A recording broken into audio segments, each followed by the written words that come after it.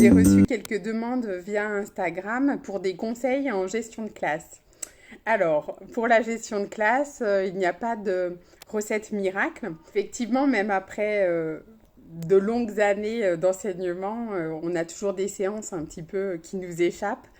On se demande toujours ce qu'on aurait pu mieux faire. Voilà, c'est toujours pas parfait, hein.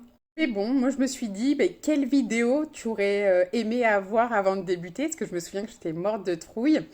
Et donc j'ai collecté en fait 4 tips, 4 petits conseils. Donc voici 4 conseils qui peuvent vous aider dans votre gestion de classe. Allez, c'est parti! Premier conseil, je vous propose d'accueillir chaque élève à la porte d'entrée de la classe. Cela permet d'accueillir individuellement chacun des élèves, de préparer une posture d'écoute et de travail. Quand on rentre, on enlève les AirPods, on enlève la casquette. Cela permet également de repérer les élèves qui ne vont pas bien, qui sont un peu en souffrance, ou au contraire, les élèves qui sont hyper heureux. Voilà, ça permet d'entamer la conversation et puis de savoir un petit peu ce qui se passe. Deuxième conseil, apprendre très vite les prénoms des élèves. Notamment les élèves peut-être qui bavardent un petit peu. Voilà, le fait de les nommer personnellement a beaucoup plus d'impact que si on dit « Oh les deux du fond, là, vous arrêtez ». Non, là, on dit le prénom et au moins la consigne fait mouche. Troisième conseil, adoptez une attitude exemplaire. Ne faites pas aux élèves ce que vous n'avez pas envie qu'ils vous fassent. Les élèves s'imprègnent de votre humeur. Soyez souriant, bienveillant, calme. Soyez poli et respectueux comme vous avez l'habitude de l'être. Quatrième conseil, utilisez à bon escient les punitions et les sanctions. Vous allez travailler pendant 1 an ensemble avec la même classe. Donc il va falloir graduer les punitions.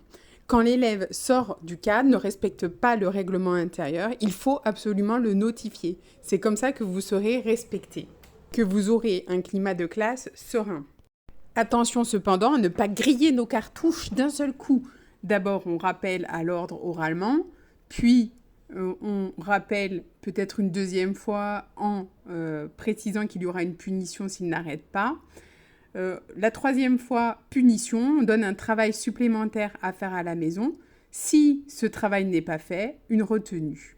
En cas de faits plus graves, comme des incivilités, comme un manque de respect envers le professeur ou un camarade, faire un rapport et il faut demander une sanction au chef d'établissement. Cela ne relève pas du professeur, mais du chef d'établissement. Et ce que je vous conseille, c'est... Alors, au collège, ça marche bien, c'est de noter un mot dans le carnet, voilà, et le faire signer. En lycée, notamment lycée professionnel, moi, ce que je vous conseille de faire, c'est d'appeler directement les parents en cas de manquement grave pour faire le point un petit peu sur l'élève. En tout cas, soyez indulgents avec vous-même. Dites-vous que vous n'êtes pas seul, parce que quand on est prof, souvent on se dit « Oh, je suis seul face à 30 élèves ». Or, pas du tout, hein. Il y a une équipe derrière, il y a des profs, il y a une vie scolaire, des CPE, il y a des chefs d'établissement. Donc vraiment, il faut vraiment travailler en équipe pour vivre au mieux son métier. Alors, ce que je vous propose, c'est de laisser en commentaire d'autres petits conseils pour nos collègues qui débutent. Moi, vraiment, je vais lire tout très attentivement parce que je suis assez avide de nouveautés. Merci beaucoup. Cette vidéo touche à sa fin. Je vous souhaite à tous une très bonne rentrée. Et puis, on se dit à très vite. Au revoir.